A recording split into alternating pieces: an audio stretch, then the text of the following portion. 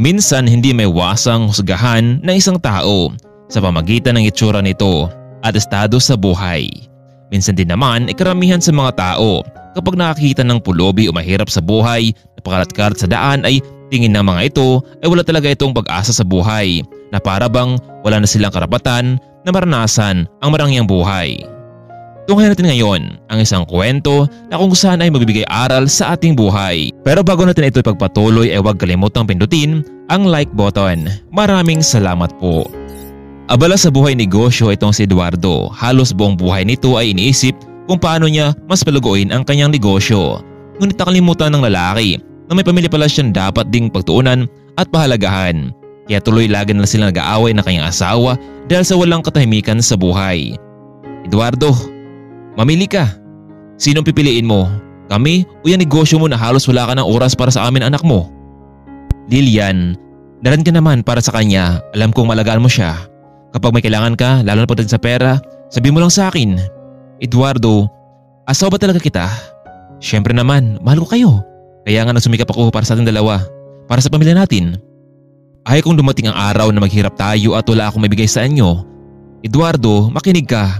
Kapag hindi mo binigyan ng panahon ang anak natin ay papilitan akong umalis sa bahay na ito. O di sige, umalis ka. Kung yan ang gusto mo, umalis ka magsama ka ng anak mo. Umiyak na lamang itong si Lilian habang duyan-duyan nito ang batang bagong pinapanganak. Baby, tama na. Narito si mama. Pasensya ka na.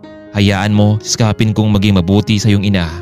Habang nasa trabaho noon itong si Eduardo ay nagkaroon siya ng pagkakataon si Lilian para umalis sa mansyon kasama ng kanyang anak.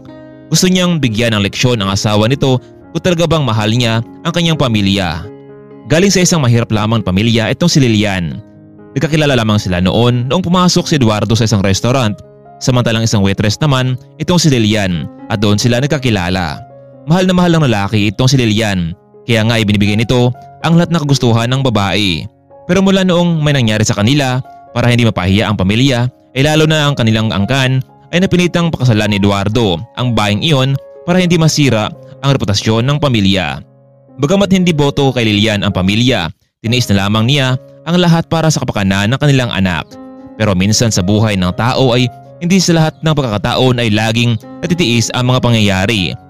Wala na iba pang paraan itong si Lilian kundi umalis na lamang sa naturang bahay kasama ng kanyang anak.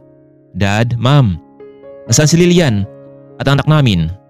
Iho, ang sabi niya kanina, magpapatid lamang siya sa ospital kasama ng anak niyo. Ma'am, bakit daw? Hindi ko alam, Iho.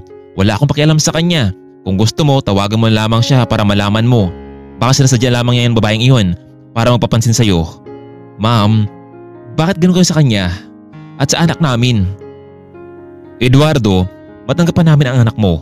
Pero ang babaeng iyon, hindi maaari. Sana umalis na lamang siya dito at huwag na makita pa kahit kailan. Tinawagan ni Eduardo ang kanyang asawa subalit hindi na ito makontak. Bagamat may galit itong si Eduardo sa kanyang asawa dahil hindi ito nagpaalam sa kanya pero nangibabaw pa rin dito ang kanyang pag-alala sa mag-ina. Ngunit ang katotohanan iyon ay yun na pala ang huling araw ng kanilang pagkikita. 6 na taon ang nakalipas. Anak, umising ka na. Ito ang unang araw mo sa pagpasok mo sa school. Nay, inantok pa po ako eh. Hay nako, ikaw talagang bata ka. Gumising ka na dyan. Dadaan kita sa school at kapag katapos noon ay idiretso na ako sa palengke. Nay, susundin mo ba ako mamaya? Aba, oo naman. Pero pagkatapos noon ha, pwede ba akong tulungan sa palengke? Opo Nay, tutulungan po kita. Sipagan po natin. Oo anak, tama ka Marco. Mula noong umalis ang mag-ina, kailanman hindi na ito nagparamdam.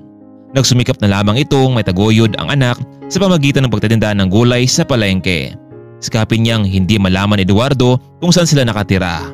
Dahil para kay Lilian, pinutol niya na ang relasyon sa kanyang asawa. Marco, kumusta naman ang klase mo? Mabuti naman po Nay pero lagi pa akong tinatukso ng mga klase ko. Bakit daw wala akong tatay?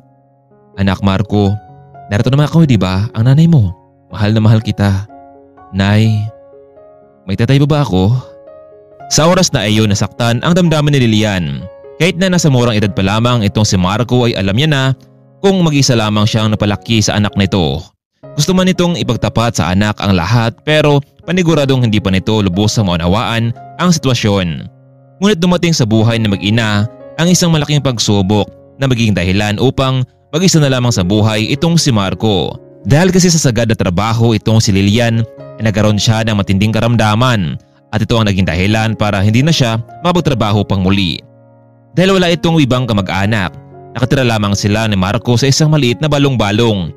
Samantalang alam naman ni Marco na may sakit ang kanyang ina, kaya para makatulong dito sa halip na pumasok sa paaralan ay lagi na lamang itong nag-aabang ng taong dadaan para makahingi ng tulong. Sa murang edad ni Marco ay gusto niyang mapagamot ang kanyang ina. Marami naman ang naawa sa sitwasyon na mag-inang yon. Nay, nandito na ako. May dala pala akong pagkain at gamot para sa inyo. Marco, saan ko muna ng pera pambili ng gamot na yan? Nay, meron kasi mga mabuting puso ang tumulong sa atin. Tingnan mo anak yung sarili mo, ang dungis mo na. Nay, kapag nakaipon na tayo ay may paggamot na kita. Napakabait naman talaga ng anak ko. Kumusta ang klase mo? Pasensya ka na kung hindi nakita ni hatid sa school. Nahirapan na kasi akong tumayo eh. Nay, ang totoo po, hindi na po ako napasok sa eskwelahan. Araw-araw po ako nagtungo sa bayan para makahingi ng tulong sa mga tao. Marco, huwag mo sabihin na nanlimos ka? Yan ang ginagawa mo? Oo, Nay. Wala naman pong ibang tao tutulong sa atin eh. Hindi ko nga alam kung sino ang tatay ko dahil hindi mo naman sinasabi sa akin eh. Marco, pasensya ka na talaga kung ganito ang sinapit mo. Marco, kung sakaling wala na ako, eto, may bigay ko sa'yo. Ito nga pala ang espesyal na kwintas. Tanggapin mo ito. Kung dumating man ang panahon na magipit ka, pwede mo itong ipagbili sa mahal na halaga. Kaya lagi mo itong isuot. Huwag mo itong iwala ha. Kung gano'n ay, bakit hindi natin ito ibenta para sa gamutan mo? Huwag na anak. Gamitin mo ito balang araw. Lalo na sa pag-aaral mo. Samantalang ilang taon na rin hinahanap ni Eduardo ang kanyang mag-ina. Alam niyang sumunod ito sa utos ng mga magulang na iwan na lamang ang mag-ina pero lumipas ng ilang taon, narealize nito na mali ang kanyang nagawa. Naku Mr. Eduardo, sa ngayon ay hindi po namin natagpuan ang mag-ina ninyo. Hindi ako titigil na mahanap iyon. Lumipas ng ilang buwan, hindi na nga nakayanan pa ni Lilian ang kanyang sakit. Isang umaga noon habang nakahiga ito ay napansin na lamang itong si Marco na tila wala itong buhay. Humingi siya ng tulong sa ilang kapitbahay para madala sa ospital pero hindi na ito naagapan. Labis ang kalukutan ng bata sa pagkawala ng kanyang ina sa murang edad ay papasabak ito sa toong buhay. Bagamat masakit para sa kanya, ang nangyari ay hindi siya nawalan ng pag-asa na balang araw ang lahat ng sakit na kanyang naramdaman ay mapalitan ng kaligayahan. Dahil bata pa lamang itong si Marco ay nagpatuloy siya sa kanyang nagawang panglilimos sa mga tao. Alam niyang ito lang ang kanyang kayang gawin para mabuhay. Bagamat wala na ang kanyang ina, sa pamagitan na lamang ng kwentas na bigay nito ay lagi itong naalala. Isang umaga noon, kasalukuyang itong naglalakad. Bitbit ang isang balot na pansit, ito ang kanyang magiging almusal sa araw na iyon. Subalit nung patawid na ito sa kalsada, sa hindi inaasahan, bigla siyang nasagi ng isang sasakyan at ito ang naging dahilan para siya ay madala sa ospital. Hello boss? O Jeric, nasaan ka na? Boss, pasensya ka na. Nasa ospital ako ngayon eh. Meron kasi akong batang nasagi kanina. Tawagan mo na lang ang mga magulang ng batang yan. Sagutan natin ang gustusin. Pumunta na rito ngayon, maliwanag ba? Pero boss, wala na si magulang batang ito at saka may tsura pa siya. Ang sabi ko sa'yo, iwan mo siya at pumunta ka na rito ngayon. Maliwanag ba Jeric? Ano kaya ang kahantungan ni Marco? Makalakad pa kaya ito? Paano na ang kanyang pangarap sa buhay? Lalo na ngayon at mag-isa na lamang ito. Kaya mga kaibigan, atin pong pagkaabangan ang masusunod pang yugto sa ating part 2. Kung nagustuhan nyo ang ating part 1 ay huwag kalimutang pindutin ang like button at mag-subscribe na rin kayo. Maraming salamat po. Abangan po natin ang ating part 2.